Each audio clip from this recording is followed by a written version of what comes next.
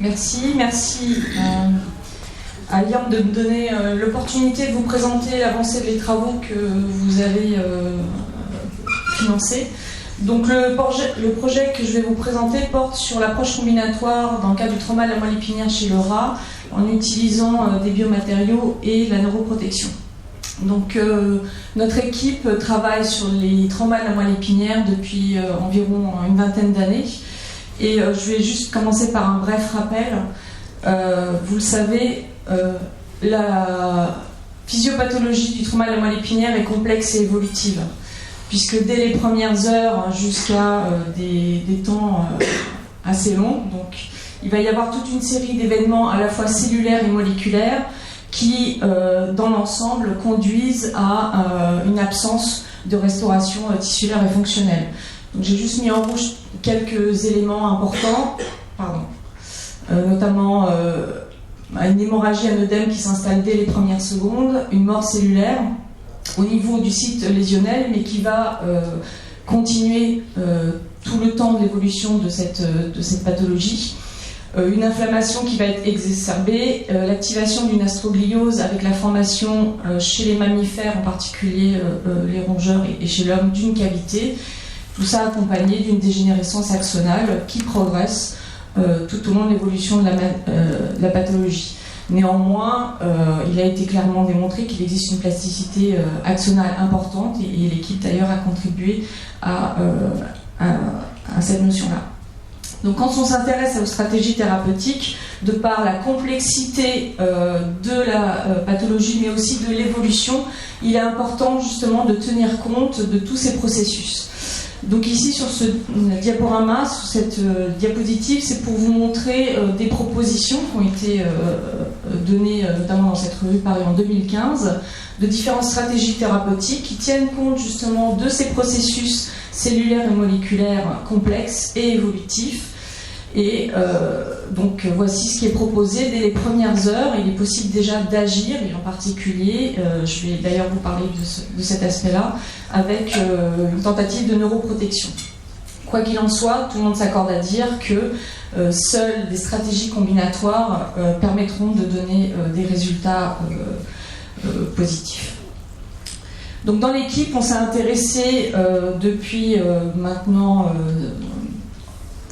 plusieurs années maintenant, à l'utilisation de biomatériaux comme outil potentiel dans le cas de la réparation de la moelle épinière, soit sous forme de solutions injectables ou de matrices, en combinaison avec des cellules ou différentes drogues, parce que ces biomatériaux constituent ce qu'on appelle, peuvent constituer un échafaudage qui peut remplacer la matrice extracellulaire afin de favoriser et la survie des cellules et aussi la croissance des axones, comme je vais vous le montrer dans un instant. Donc des biomatériaux, il en existe de grandes familles, on va dire, ceux qui sont naturels et les biomatériaux synthétiques. Donc brièvement, je vais vous montrer donc, les résultats que nous avons obtenus précédemment concernant l'utilisation d'un biomatériau qui est un hydrogel à base de chitosane que nous avons implanté immédiatement au moment d'une lésion de type hémisection dorsale chez le rat adulte. Donc ce chitosane, il est extrait à partir de, par exemple, d'os de calamar, puis déacétylé et gélifié de façon à former un hydrogel que l'on va fragmenter. Et cette fragmentation peut être ensuite injectée en tant que solution sous forme donc d'un microgel implanté donc chez un rongeur. Donc les caractéristiques générales de ce biomatériau, donc d'hydrogel de chitosane, c'est qu'il est biomimétique, biorésorbable, poreux, non cancérigène, et ses propriétés mécaniques et biologiques sont contrôlées notamment par ce degré de déacétylation. Donc nous avons utilisé une formulation qui est indiquée ici, que nous avons donc implantée dans cette hémisection dorsale du rat adulte, immédiatement au moment de la lésion. Et je vais vous donner donc un résumé des résultats que nous avons obtenus et publiés. Donc, comme vous pouvez voir ici, une lésion chez le rat adulte provoque la formation d'une cavité cystique qui, lorsqu'on implante le biomatériau immédiatement, va être remplie, et remplie notamment par des axones et des cellules.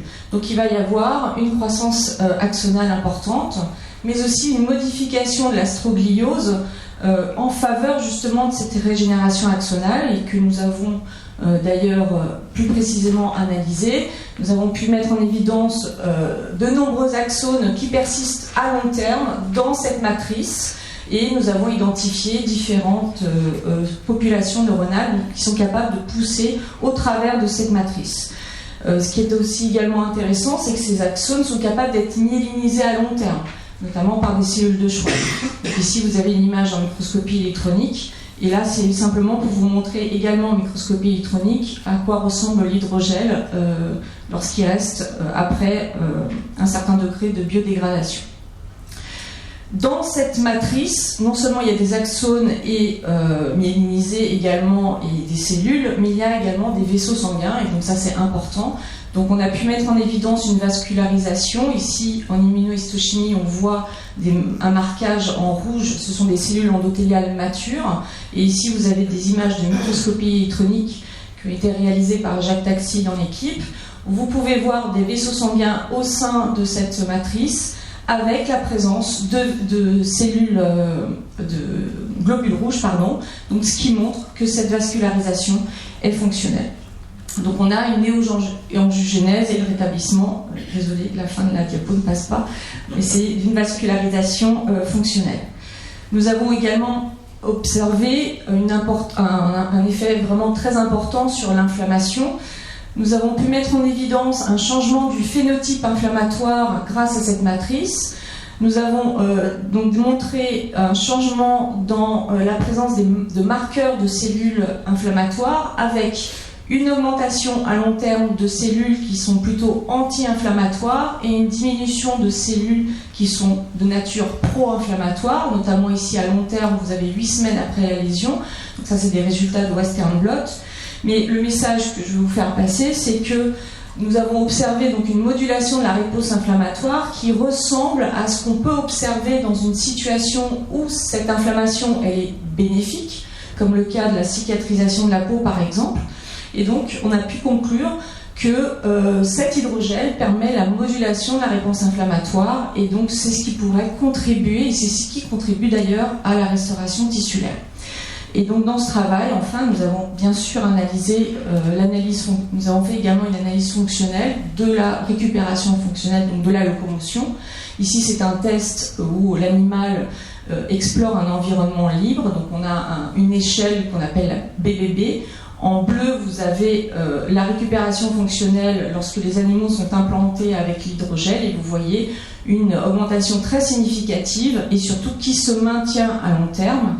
Et on peut même aller plus loin dans cette analyse en faisant passer les rats dans un couloir et on peut apprécier plus précisément la coordination et le déplacement des pattes. Et donc on a pu montrer très clairement que lors de la marche, en fait, on va retrouver des paramètres qui sont semblables, très proches en tout cas, de ce qui existait chez un animal avant la lésion. Donc cet hydrogel était favorable. Donc dans l'ensemble de ce travail, donc nous avons, comme je vous l'ai dit, analysé les cavités et nous avons observé une forte réduction de l'ensemble des cavités cystiques. Néanmoins, on a pu toujours observer la présence de cavités que l'on pourrait qualifier de secondaires et qui pourraient être dues à la mort neuronale progressive qui a lieu lorsque la pathologie est installée dans les phases plus chroniques. Donc nous avons donc décidé de nous orienter également vers une autre stratégie, en particulier l'utilisation de facteurs neuroprotecteurs. Donc nous avons choisi comme agent neuroprotecteur la molécule qui s'appelle TRO19622 ou Elezoxime. Donc juste pour vous la présenter très brièvement, il s'agit d'une molécule synthétique dérivée du cholestérol qui avait été développée dans l'objectif était de le tester sur une autre pathologie que celle du trauma de la moelle épinière, à savoir la myotrophie latérale de type ALS, et qui est passé également, en phase clinique, en tout cas phase 2, dans le cadre de l'atrophie musculaire. Donc cette molécule, l'Elezoxime, à l'échelle de la cellule, elle va cibler des canaux qui sont présents sur la membrane de la mitochondrie, qui s'appellent TSPO et VDAC ici. Et donc cette molécule, ce qu'elle va faire, c'est qu'elle va moduler l'activité mitochondriale, également jouer sur le cytosquelette. Donc ce qui avait été montré avec cette molécule, c'est donc il y a un certain nombre d'effets positifs à l'échelle cellulaire et également chez l'animal, qui sont listés en partie ici. Donc ça favorise la maturation des oligodendrocytes, la réparation de la myéline centrale, mais aussi la périphérique. Elle favorise la survie des motoneurones, la croissance des axones, la régénération des axones également in vivo, et elle entraîne, ce que vous ne voyez pas ici, une diminution de la neuropathie. Donc nous avons d'abord voulu tester l'effet de cette molécule dans le cadre du trauma de la moelle épinière, et nous avons donc utilisé le modèle que nous avions bien caractérisé précédemment, à savoir l'hémissection dorsale. Donc ici, une image de microscopie photonique qui vous montre à 4 semaines après la lésion, donc ces cavités cystiques qui se forment, qui sont entourées par la cicatrice astrocytaire. Et je ne sais pas si vous le voyez très bien, en rouge, ce qu'on voit, c'est un marquage des axones. Et on peut voir la localisation, enfin la bordure à laquelle arrivent ces axones, donc ce qui traduit en fait une dégénérescence axonale rétrograde. D'accord ? Donc les axones vont dégénérer. Lorsqu'on lorsqu'on injecte ce facteur neuroprotecteur, ce qu'on a pu observer, c'est une diminution importante de cette dégénérescence axonale rétrograde. Alors on a toujours la présence de la cavité, ça c'est une situation sans hydrogel, mais on voit que l'agent neuroprotecteur tout seul, en tout cas ici à 4 semaines après la lésion, est plutôt en faveur d'une limitation, on va dire, de la dégénérescence axonale rétrograde. Donc c'est dans ce cadre que l'IRM nous a financé. Donc notre objectif était donc d'utiliser ce neuroprotecteur dans une stratégie combinatoire. Et donc pour ça, nous avons toujours d'ailleurs 3 objectifs majeurs. Le premier était de changer le modèle de lésion et de basculer sur le modèle de la contusion, qui est le plus proche, on va dire, de la situation de ce qui s'observe chez l'homme. Et nous avons ensuite déterminé quelle était la durée du traitement, on va dire, idéal de ce neuroprotecteur dans le cadre du trauma à la moelle épinière. La troisième question, qui est encore actuellement en cours d'expérimentation, donc c'est la combinaison de ce neuroprotecteur avec l'hydrogel. Donc c'est en cours, malheureusement, je ne vais pas pouvoir vous présenter aujourd'hui des résultats, mais je vais en tout cas vous raconter où on en est du projet.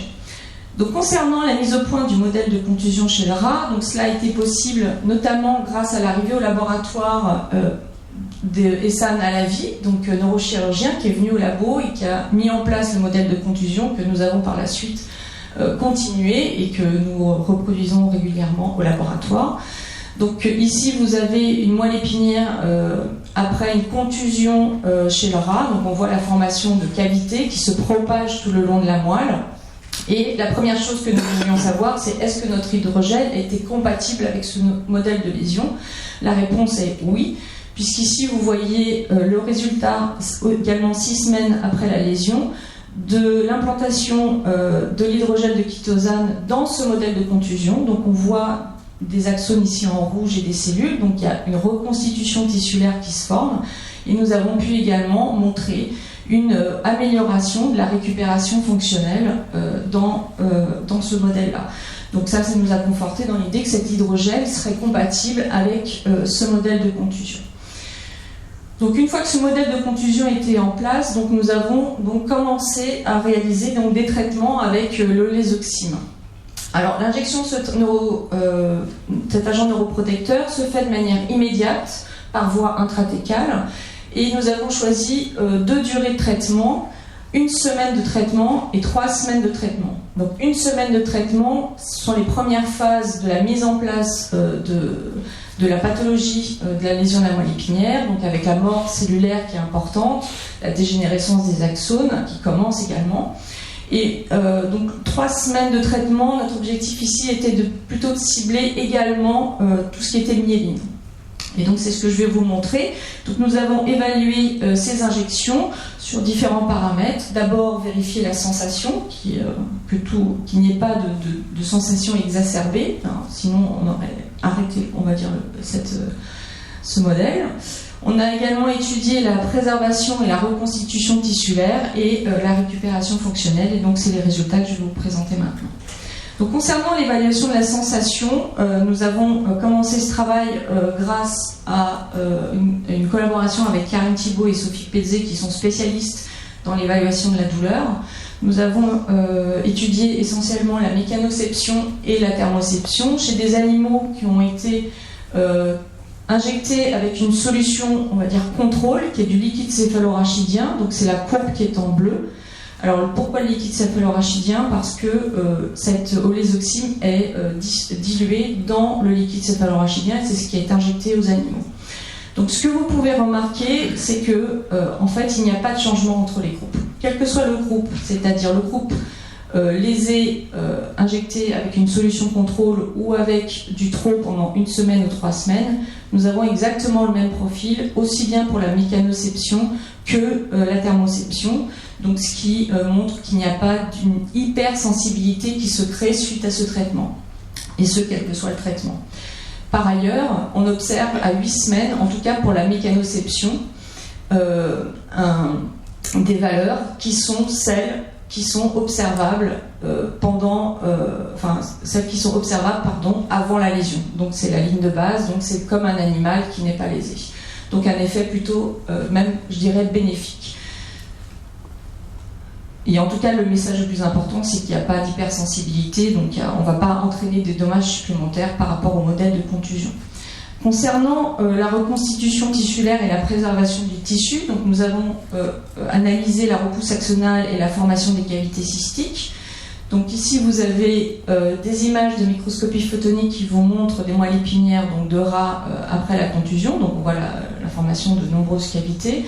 Avec ici au milieu, vous avez 1 semaine de traitement, et à droite, vous avez 3 semaines de traitement. Donc on a quantifié du coup la formation de ces cavités, et comme vous pouvez le voir, on a pour l'instant, je dis bien pour l'instant, une tendance à la baisse de la cavité.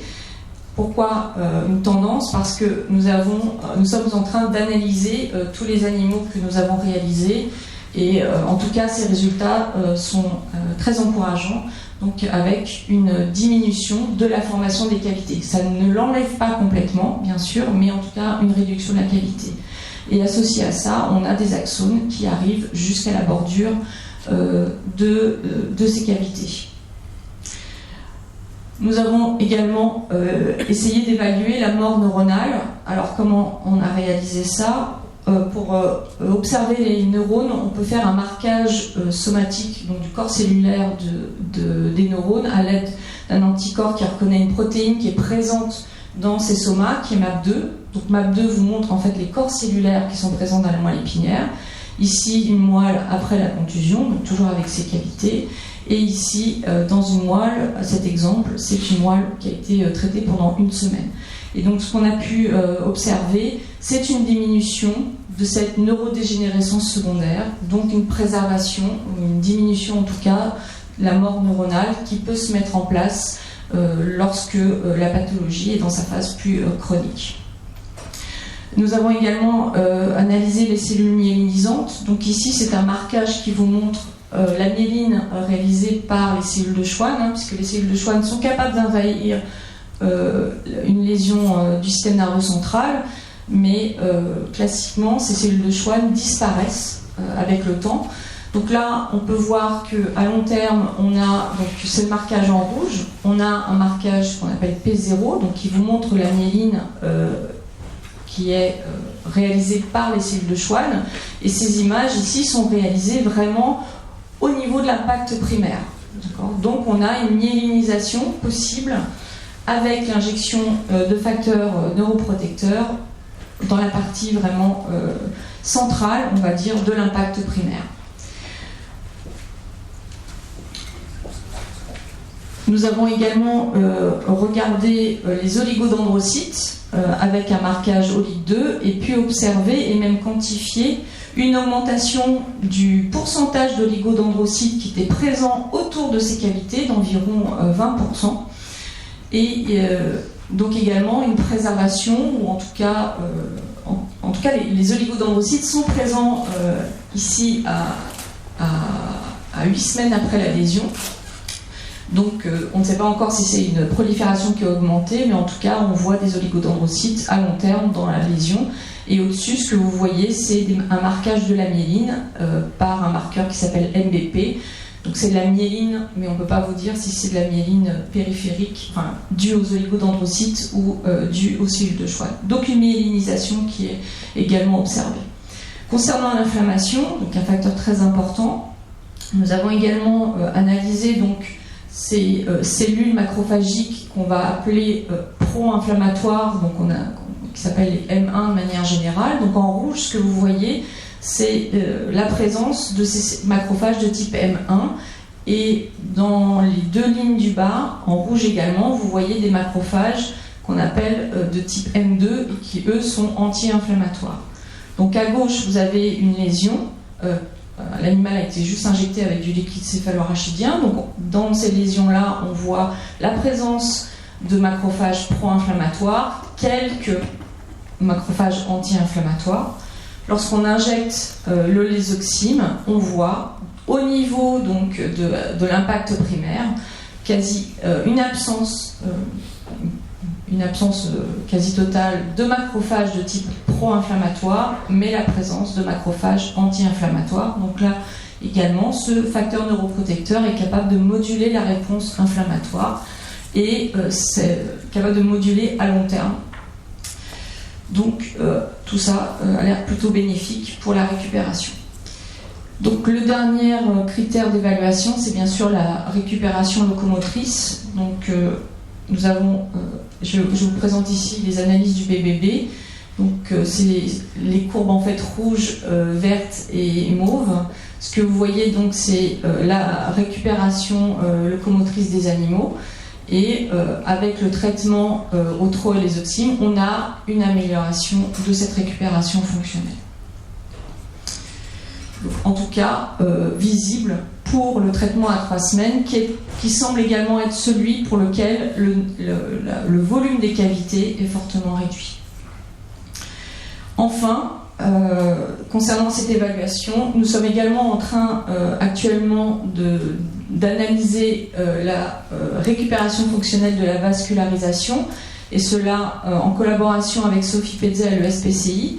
Donc Sophie Pezza utilise une technique par ultrason qui permet donc d'étudier et d'observer en microscopie la présence des vaisseaux sanguins d'une part, mais également le débit sanguin, l'orientation des flux, etc. Donc ça, c'est vraiment des résultats préliminaires. Je n'ai pas encore les réponses définitives. Donc voilà le type d'image, même si là elle est pixelisée, d'un animal contrôle. Donc ce que vous voyez là, c'est la moelle en vue sagittale. C'est sur un animal qui est donc anesthésié. Après une lésion, donc on voit la disparition ce que vous voyez là essentiellement, ce sont les gros vaisseaux. Donc on voit la disparition de gros vaisseaux. Et donc actuellement, nous sommes en train de regarder comment la vascularisation se fait dans le cadre du traitement. Donc ce sont encore des analyses en cours et en tout cas, ils sont très encourageants. Donc ce projet qui a donc été financé grâce à l'IRM en 2017 nous a permis donc de tester cette olésoxime dans le cadre du trauma de la moelle épinière dans le modèle de contusion. On a pu observer une diminution de la perte neuronale et de la dégénérescence axonale, une diminution des cavités cystiques, une myélinisation, une modulation de l'inflammation et une amélioration de la récupération fonctionnelle. Donc actuellement, on est en train de finaliser le papier pour pouvoir le soumettre très brièvement. Et bien sûr, l'étape suivante sera de déterminer la fenêtre temporelle pour réaliser cette combinaison, puisque tout ça est très encourageant, mais nous avons toujours cette cavité cystique principale qui est présente. Donc on espère pouvoir, de manière efficace et optimale, combiner l'hydrogel avec ce facteur neuroprotecteur. Donc ce travail est réalisé dans l'équipe dégénérescence et régénération axonale, dirigée par Fatia Notias. Donc voici les membres de l'équipe. Les personnes qui ont participé au travail, notamment Essan Alavi, Pierre Lemaître, qui a été étudiant en M2, Ilona Bouletté, Karine Thibault également, en collaboration avec Laurent David de Lyon pour la partie hydrogel, et notre collaboration actuelle sur la vascularisation avec Sophie Petzet, Élodie Kenneth-Tyran et Benoît Béliard. Je vous remercie.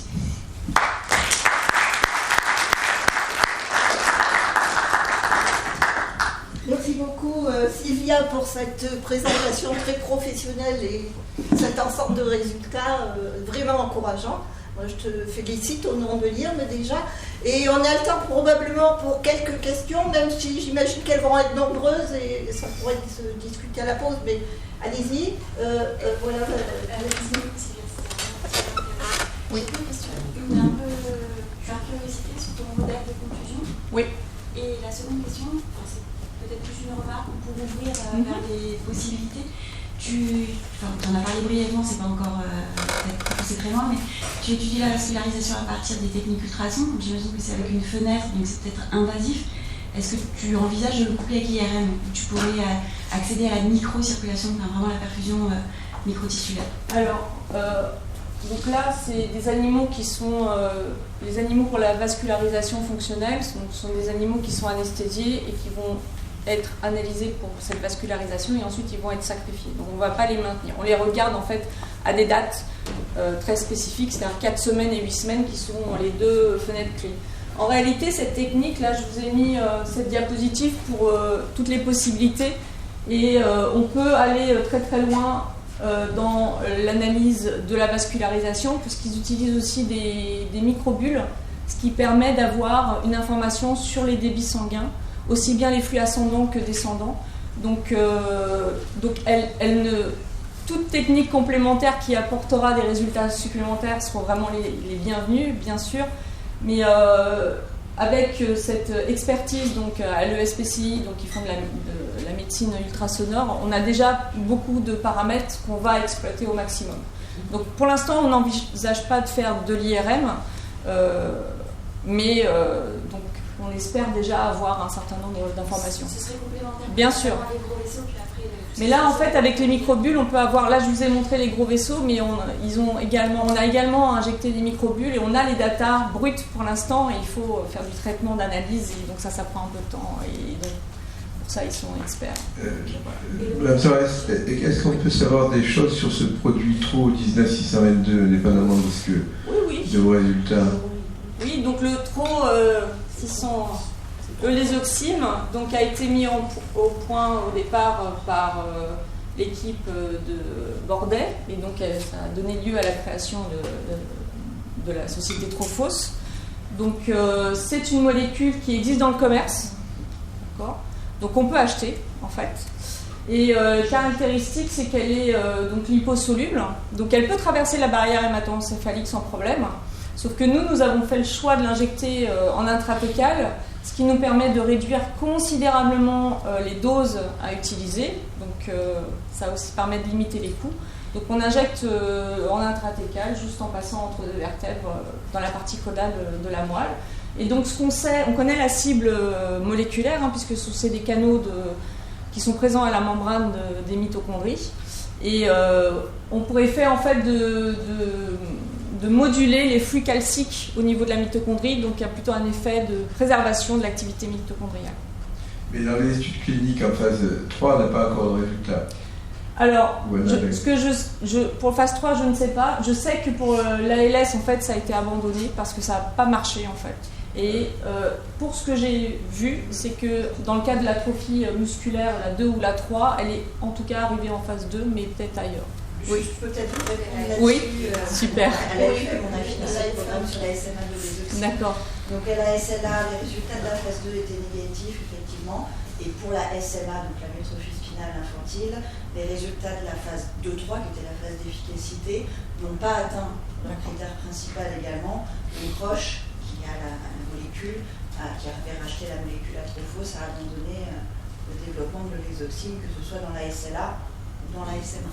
Est-ce qu'on sait s'il y a des petits frères ou des petites sœurs de cette molécule qui continueront à être développées?